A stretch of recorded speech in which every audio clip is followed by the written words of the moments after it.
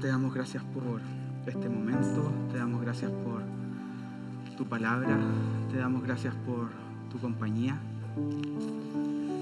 Te pedimos que en este tiempo que vamos a estar aprendiendo de ti,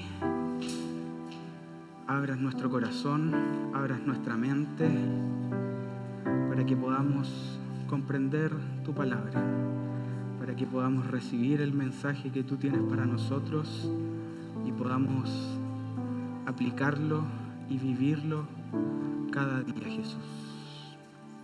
Dejamos este tiempo en tus manos y confiamos en ti.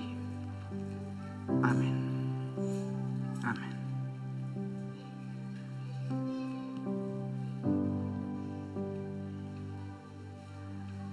¿Cómo está? ¿Bien? ¿Bien? ¿Aún? ¿Bien? ¿Feliz cumpleaños? La tía Karina está de cumpleaños. Qué bueno, qué alegría poder tenerlo aquí, poder pasar un tiempo de compartir entre hermanos para cantar, para orar, para aprender de Dios. No es la única instancia en la cual nos encontramos, sino que también lo hacemos durante la semana en los grupos pequeños, ¿cierto? ¿Cuántos participan de sus grupos pequeños en la semana? ¿Cuántos estudian la palabra de Dios en sus grupos? Estamos estudiando el libro de Marcos, ¿cierto? ¿En qué capítulo van más o menos? ¿12? ¿14? ¿10? Por ahí. 26. No. Sacando las cuentas más o menos, durante este mes de julio, probablemente todos los grupos pequeños van a estar terminando el estudio del libro de Marcos. Por lo tanto, la serie de predicaciones que vamos a hablar este mes tiene que ver también con el libro de Marcos. Vamos a estar haciendo un resumen con algunos tópicos específicos, algunas cosas que son de importancia para que podamos entender, comprender mejor la palabra de Dios. Por lo tanto, lo invito a que haga su librito que tiene para estudiar y pueda complementar sus notas del grupo pequeño con las notas de las predicaciones. Aprovecho de avisarle que el próximo estudio bíblico viene con el libro de Mateo. Y el libro ya está disponible para que ustedes puedan inscribirse y puedan pedirlo. El libro tiene hartas mejoras.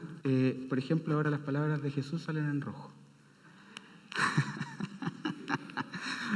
Mejoramos la calidad del libro también, así que va a tener un costo asociado, pero atrás puede inscribirse para pedirlo y seguir su estudio de los grupos pequeños. Terminamos el aviso y seguimos.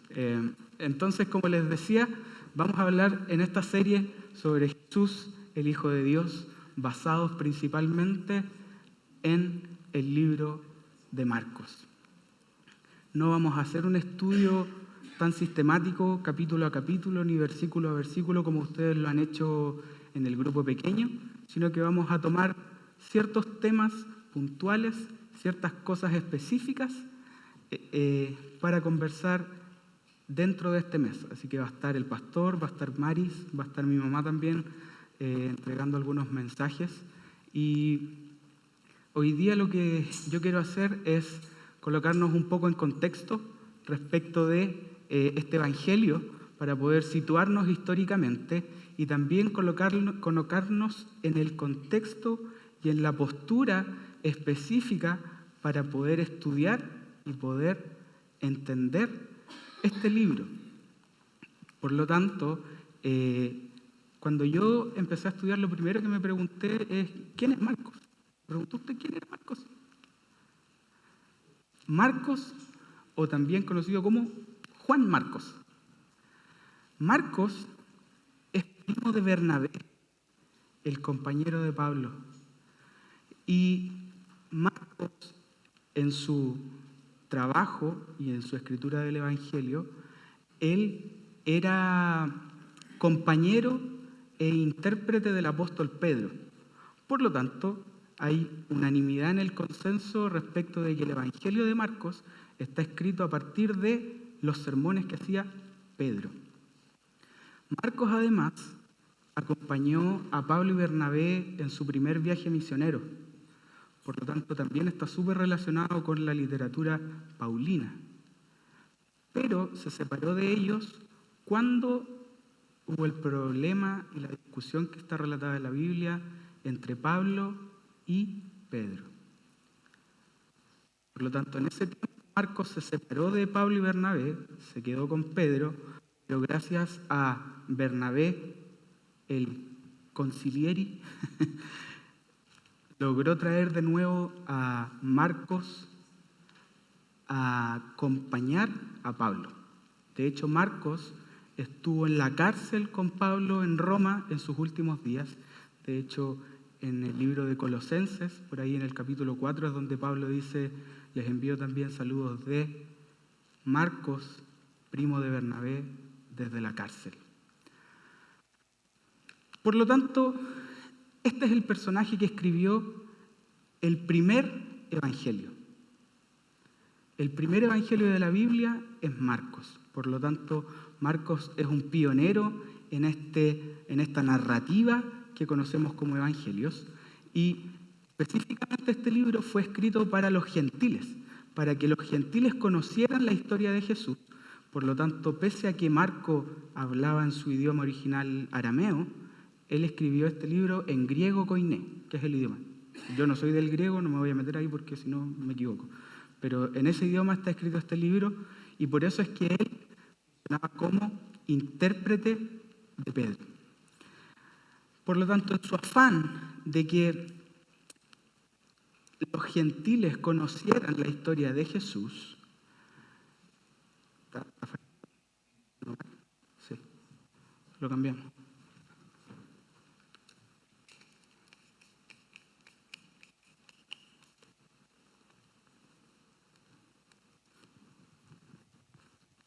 ¿Cómo lo hago aquí? Estamos en vivo, así que...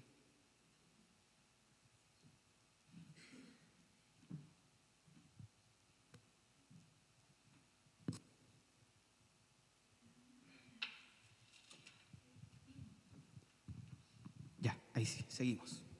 Estábamos entonces en que Marcos tenía el afán de que los gentiles conocieran la historia de Jesús. Por lo tanto, para poder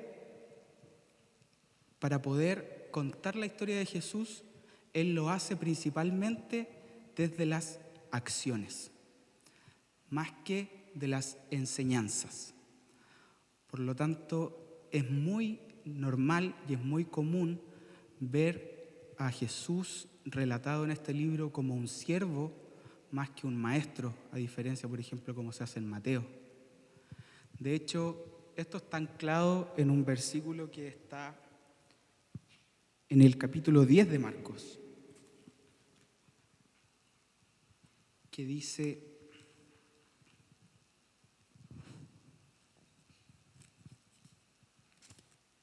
ni siquiera el Hijo del Hombre vino para que le sirvan, sino que vino para servir a otros y para dar su vida en rescate por muchos.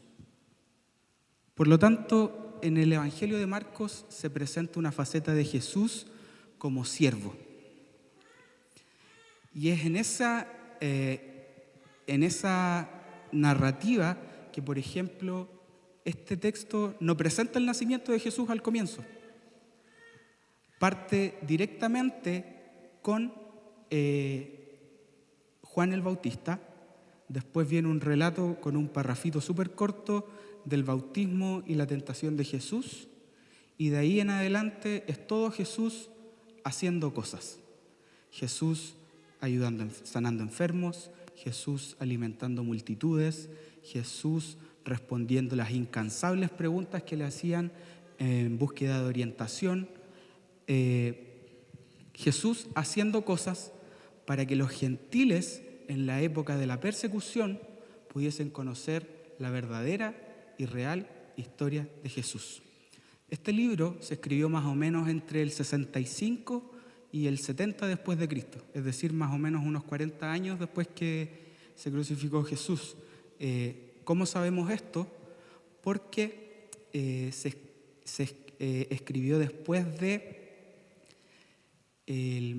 la muerte de Pablo y Pedro, y eso fue la persecución que ejerció Nerón sobre los cristianos más o menos el 64 después de Cristo, pero se escribió también antes de la caída de Jerusalén, que fue en el 70 después de Cristo. Por lo tanto, en esa época es que está escrito el libro. Por lo tanto, es un relato súper dinámico, es un relato en el cual siempre estamos viendo a Jesús haciendo cosas y se presenta esta faceta de Jesús como servidor. Teológicamente, este libro se divide en 3 partes principales y en 3 mensajes principales, que son, como lo más importante, el reino de Dios. Después habla de la revelación progresiva de Dios a través de Jesús, manifestado en estos milagros, alimentación de la multitud, haciendo maravillas. Y en tercer lugar, como tercer mensaje importante, es la misión de Jesús como Hijo de Dios aquí en la tierra. Yo sé que es harta información, que son hartas cosas. Y aquí es donde está el punto clave de esto. Porque vamos a estar hablando en relación a este libro y lo que importa es poder entender. Y hay una sección en Marcos, en el capítulo 4, en el cual Jesús entrega enseñanzas. Y la primera enseñanza que Jesús entrega en el capítulo 4 de Marcos es la parábola del sembrador, conocida por todos, pero vamos a leerla. Está en Marcos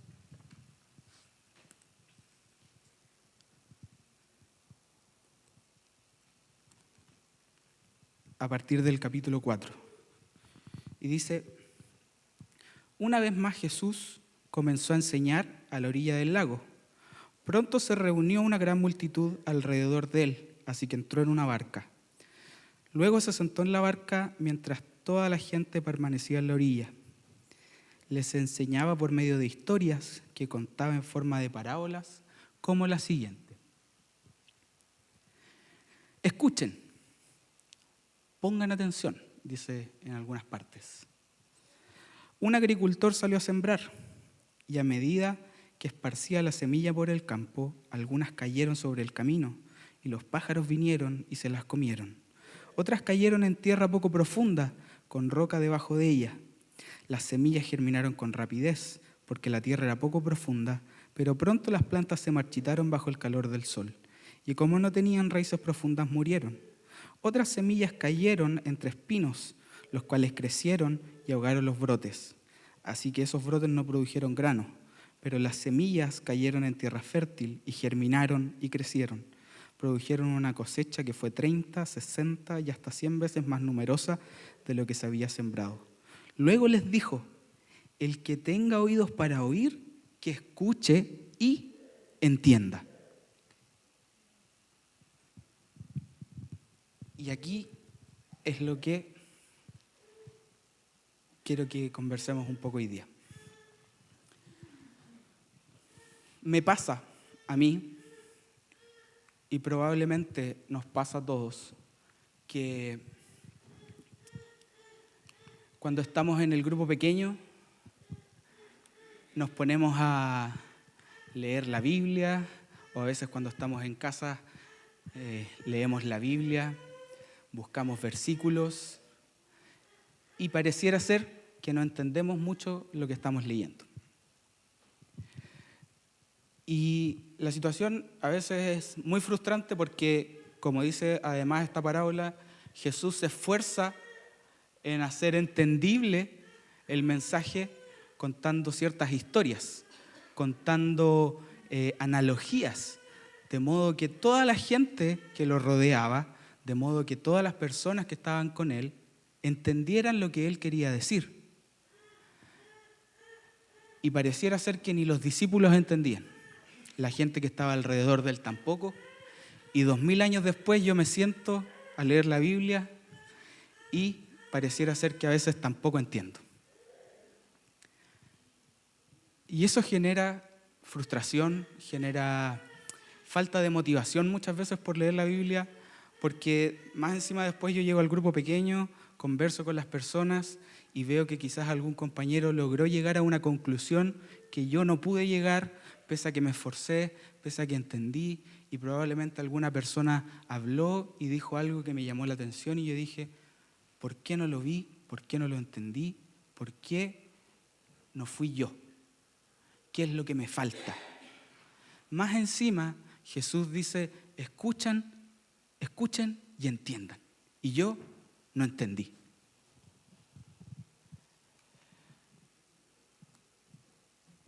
Hace semanas venimos hablando que somos lo que amamos.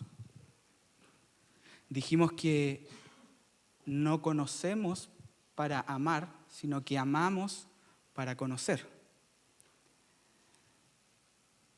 Y pensando en la predicación de la semana pasada, la búsqueda de la sabiduría, en su base, es decir, lo más importante, está en la lectura de la Biblia. Por lo tanto, confío en que todos nosotros estemos en el difícil y sinuoso camino de intentar crear nuevos hábitos que estén en concordancia con nuestro amor a Dios. El tema es que tenemos la lectura de la Biblia como base de la pirámide de la sabiduría. Pero no solamente en la lectura, sino que también tenemos que entender la Biblia. También tenemos que poner nuestra parte, también tenemos que poner nuestro esfuerzo para poder entender lo que Jesús nos quiere decir. Y en esta parábola pareciera ser sencillo porque Jesús se está mostrando a él como el sembrador, está mostrando a la semilla como el mensaje de la buena nueva del evangelio que él está trayendo y está presentando a la tierra como nosotros, receptores de la semilla y responsables de hacer que esta semilla germine, crezca una planta que posteriormente dé fruto. Y Jesús apela, el que tenga oídos para oír, que oiga y que entienda. Es más, en esta misma sección hay 3 parábolas seguidas y en el versículo 24 aproximadamente Jesús enfatiza todavía más en el entendimiento. De hecho, dice, luego agregó, presten mucha atención a lo que oyen, porque cuanto más atentamente escuchen o lean, tanto más entendimiento les será dado y se les dará aún más. A los que escuchan mis enseñanzas se les dará más entendimiento, pero a los que no escuchan o leen, se les quitará aún lo poco que han entendido. Por lo tanto, en la primera enseñanza que Jesús hace en este evangelio, nos llama a leer y nos llama a entender la palabra de Dios. Por lo tanto, aquí lo que quiero reforzar es que tenemos que abrazar el pensamiento como un medio necesario y ordenado por Dios para conocerlo a Él. Tenemos que abrazar el pensamiento como un medio necesario y ordenado por Dios para conocerlo a Él. Y cuando hablo de pensamiento, me refiero a que mientras más conozcamos su grandeza, más conozcamos su sabiduría, más conozcamos su poder, más conozcamos de su ira, más conozcamos de su amor, más vamos a valorar a Jesús, más vamos a valorar a Cristo y más vamos a valorar su mensaje. Por lo tanto, el pensamiento, la mente la capacidad de razonar es un regalo que Dios nos dio para este fin de conocerlo y valorarlo cada vez más. Entonces, pensar es un regalo de Dios. Pensar es un regalo que Dios nos puso para que nosotros podamos conocerlo cada día mejor, para que podamos aprender más de Él y para que nos esforcemos. Y por pensar no me estoy refiriendo a que todos nos volvamos grandes intelectuales de la Biblia, ni grandes pensadores, ni tampoco me refiero a que nos empecemos a comparar unos con otros, quién sabe más o menos, sino que se trata, como dice un filósofo por ahí, de que ni siquiera Jesús, ni siquiera Dios en las primeras páginas de la Biblia es presentado como un pensador, sino que como un hacedor. Por lo tanto, no se trata de llegar al exceso de intelectualismo ni al antiintelectualismo, sino que se trata de utilizar la mente para conocer a Dios y valorarlo cada día más por sobre todas las cosas. Y en este sentido es súper importante tener en cuenta que en la Biblia se nos indica pensar.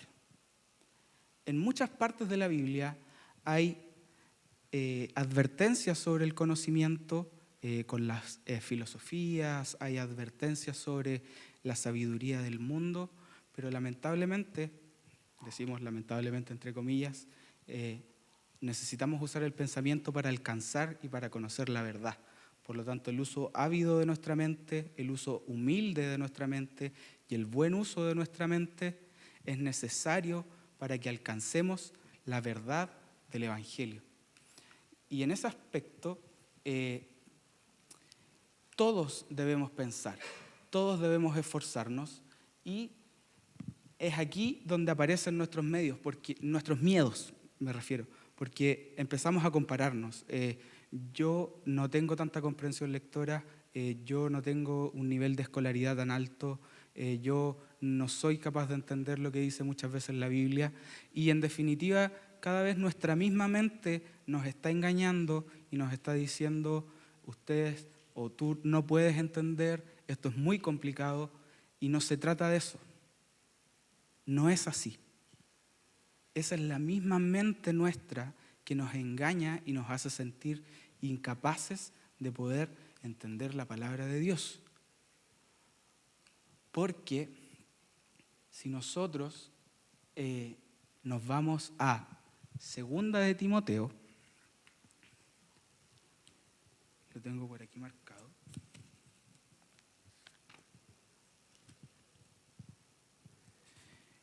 En el capítulo 2, el versículo 7 dice, piensa en lo que te digo y el Señor te ayudará a entender todas estas cosas.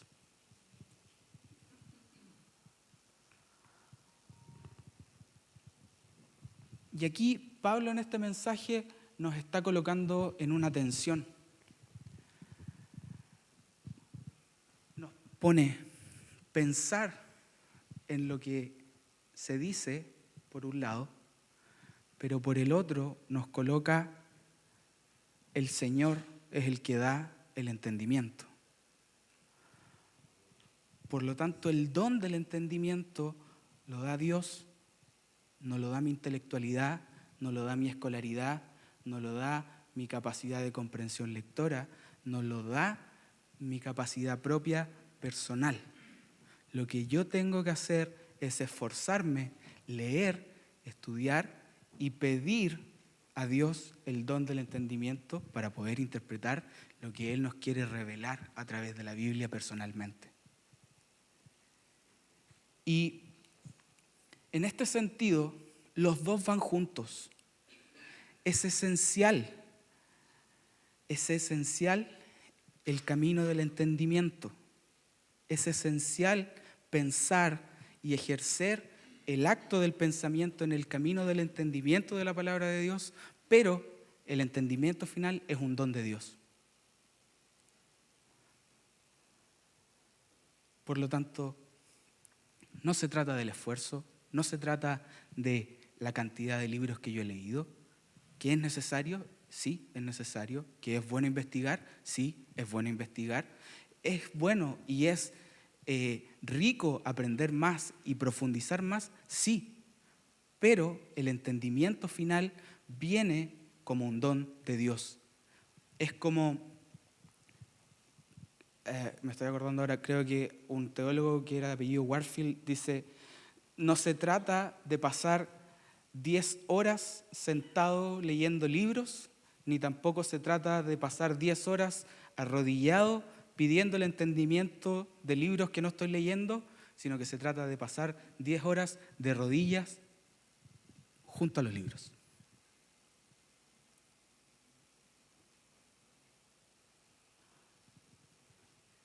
Y en este sentido, la sabiduría de la cual se nos hablaba la semana pasada, que viene basalmente de la lectura y el entendimiento de la palabra de Dios, hay un maestro en la Biblia que nos enseña esto, que es Salomón.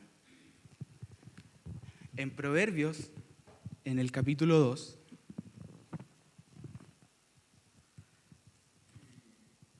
Salomón no puede ser más claro al respecto y dice, Proverbios 2, versículo 1, Hijo mío, presta atención a lo que te digo y atesora mis mandatos. Afina tus oídos a la sabiduría y concéntrate en el entendimiento. Clama por inteligencia y pide el entendimiento. Búscalos como si fueran plata, como si fueran tesoros. Y obtendrás conocimiento de Dios, pues el Señor concede sabiduría.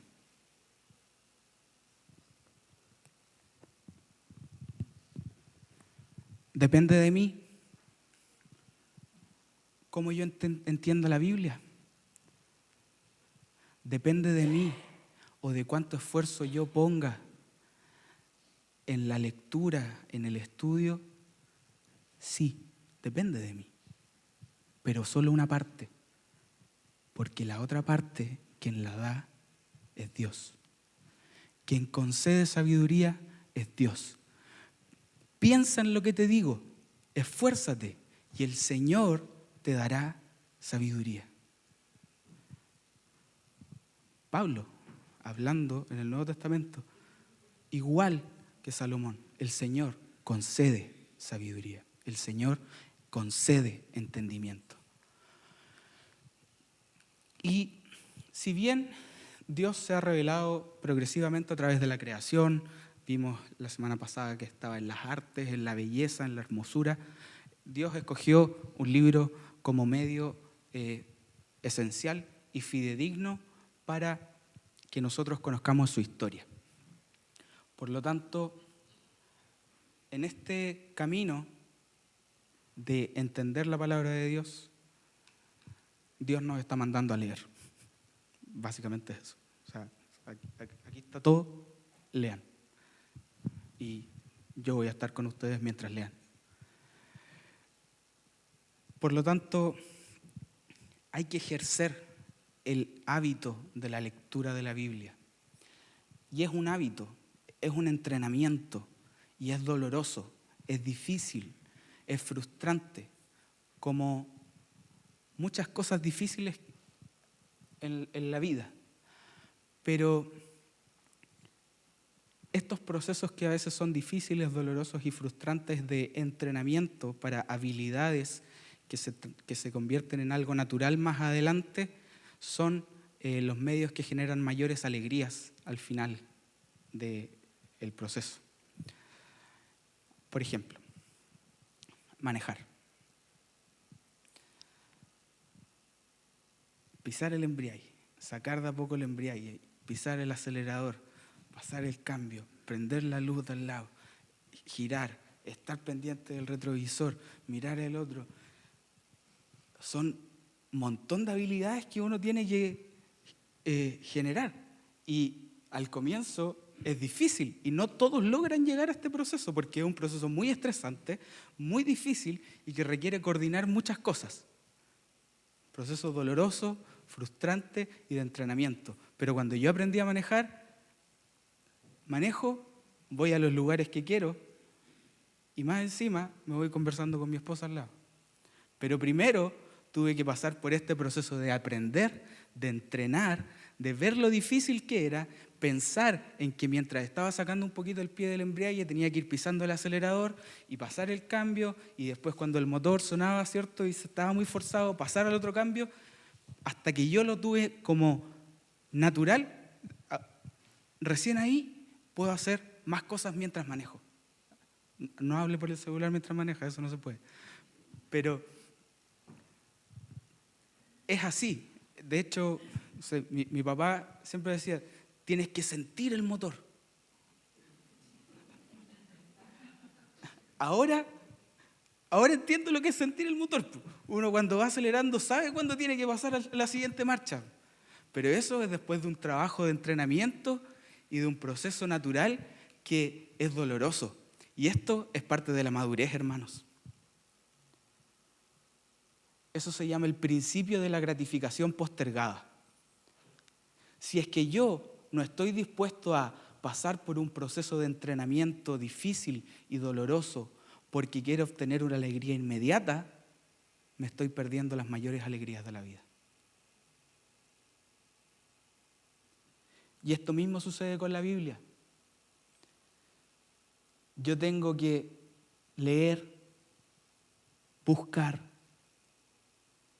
leer de nuevo, pensar, reflexionar para llegar a la gratificación posterior que es el entendimiento y la revelación de Dios a través del mensaje de la Biblia. Las mayores riquezas están ahí después de ese proceso difícil, después de ese proceso en el cual yo tengo que habituarme a leer la Biblia, sentarme, orar. Dios, quiero entender esto porque me cuesta. Dios, quiero leer, quiero aprender de ti, quiero ser un aporte. ¿Y cómo lo hacemos? Cuando no entendemos, a través de preguntas. Preguntarle a la Biblia, preguntarle a Dios, cuestionar. ¿Por qué se usa esta palabra? ¿Por qué no uso esta otra? ¿Por qué aquí dice por qué? ¿Por qué aquí dice aunque? ¿Por qué aquí dice por lo tanto? Está bien cuestionar, está bien hacer preguntas cuando no sabemos. Y de ejemplos de eso en la Biblia hay muchos. Pero depende de la actitud del corazón con el cual hacemos la pregunta. Por ejemplo, Zacarías, cuando el ángel le dijo que iba a ser padre de Juan el Bautista, Zacarías le pregunta al ángel, ¿cómo va a ser posible esto si yo soy viejo y mi esposa es estéril? No creyó lo que el ángel le estaba diciendo y quedó mudo hasta que nació su hijo. En cambio, María, cuando vino el ángel y le dijo que iba a llegar el Espíritu Santo, ella le preguntó al ángel, ¿cómo va a ser? Y el ángel, interpretando la intención del corazón de María, le explica, mira, va a venir el Espíritu Santo, va a bajar sobre ti y vas a concebir un hijo, el cual llamarás Manuel. Y María, aquí estoy. ¿Está bien preguntar? Sí. Cuando usted pregunta con un corazón sincero y buscando el entendimiento, Dios responde. Dios trae la sabiduría, Dios trae la luz respecto de lo que dice la Biblia. Por lo tanto, así como Jesús cuando se perdió, cuando era chiquitito, lo encontraron en la iglesia escuchando las predicaciones y haciendo preguntas, nosotros tenemos que hacer las mismas preguntas a la Biblia cuando la leemos.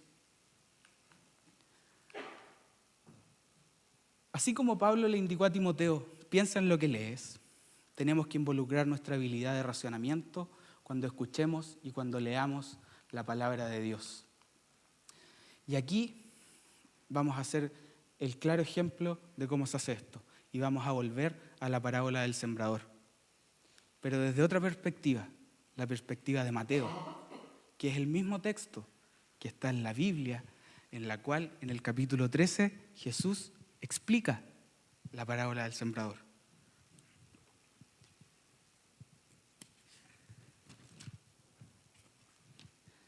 Entonces dice, a partir del versículo 18, escuchen ahora la explicación de la parábola acerca del agricultor que salió a sembrar. Las semillas que cayeron en el camino representan a los que oyen el mensaje del reino y no lo entienden. Entonces viene el maligno y arrebata la semilla que fue sembrada en el corazón. Por lo tanto, entender el mensaje, entender la palabra de Dios es un acto crucial y esencial a la hora de lo que pasa con la semilla. Cuando la palabra de Dios llega a nuestro corazón y no la entendemos, viene el maligno y la arrebata. En cambio, el cuarto suelo dice en el versículo 23, las semillas que cayeron en buena tierra representan a los que de verdad oyen y entienden la palabra de Dios y producen una cosecha 30, 60 y hasta 100 veces más numerosa de lo que se había sembrado. Por lo tanto, la diferencia entre el que da fruto y el que no da fruto está en el entendimiento de la palabra de Dios. No está en el verde de la planta, no está en el tamaño de la planta, no está en lo frondoso que sea el árbol, está en el fruto. Y el fruto viene del entendimiento de la palabra de Dios. Por lo tanto, a mí me queda muy claro que Marcos quiso, en la primera enseñanza de Jesús que él reflejó en su evangelio, dejarnos muy claro que nosotros, lo que leyéramos de ahí en adelante, teníamos que entenderlo. Porque lo que estaba pasando y lo que él estaba relatando y lo que relató después Mateo, Lucas y posteriormente Juan, eran cosas importantes que nosotros tenemos que leer y debíamos aprender. Y debíamos esforzarnos por lograr el entendimiento que viene de Dios, pero que también necesita de nuestro esfuerzo. Cierra sus ojos. Señor, te damos gracias por este tiempo de aprendizaje. Somos sinceros contigo y reconocemos que muchas veces no entendemos tu palabra porque quizás no nos esforzamos lo suficiente. Pero también hay casos en los cuales sí nos esforzamos, pero aún así no logramos entender.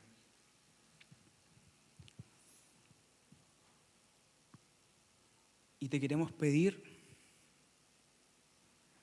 que tú traigas ese don de entendimiento de la palabra tuya a todos los que nos esforzamos por conocer más de ti. Hacemos un gran esfuerzo participando en los grupos pequeños, participando en las actividades de la iglesia y queremos aprender de ti, queremos aprender de lo que dice tu palabra, pero muchas veces nos cuesta, nos es difícil y necesitamos tu ayuda. Crea Jesús en nosotros el hábito, la necesidad, crea en nosotros la motivación para disponernos a leer la Biblia, a conectarnos contigo, a quizás leer un libro para poder entenderte mejor. Pero te pedimos, Jesús, humildemente, que cuando tú nos veas que estamos leyendo, cuando tú nos veas que estamos estudiando y que estamos intentando conocer un poco más de ti, te fijes en nosotros y nos traigas la capacidad para entender, para comprender y para poder aplicar y vivir lo que tú nos dejaste en este libro. Gracias te damos, Jesús, porque podemos estudiar, porque podemos leer, porque podemos indagar. Y nos queremos esforzar más, Jesús. Queremos esforzarnos más. Nos cuesta, es difícil, pero queremos intentarlo. Ayúdanos en este camino, Jesús, difícil, complejo, muchas veces frustrante, pero danos el ánimo, danos la fortaleza y trae tu entendimiento, Jesús, para poder conocerte más y poder cada día valorarte y crecer nuestro amor para ti. Amén, Jesús.